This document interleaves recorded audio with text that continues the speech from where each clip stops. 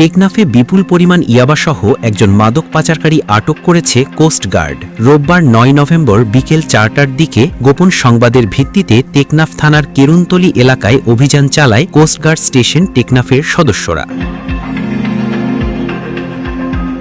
অভিযানে একটি সিএনজি তল্লাশি করে প্রায় ৫০ লাখ টাকা মূল্যের ১০,০০০ পিস ইয়াবা উদ্ধার করা হয়। এ সময় একজন মাদক পাচারকারীকে সিএনজি সহ আটক করা হয়।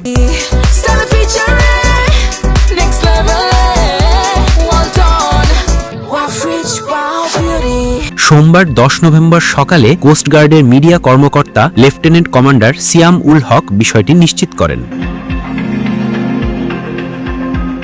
তিনি জানান, জব্দকৃত ইয়াবা ও আটক ব্যক্তির বিরুদ্ধে আইনানুগ ব্যবস্থা নেওয়ার প্রক্রিয়া চলছে। তিনি আরও বলেন, মাদকের ভয়াল থাবা থেকে তরুণ প্রজন্মকে রক্ষায় কোস্টগার্ড ভবিষ্যতেও এ ধরনের অভিযান অব্যাহত রাখবে।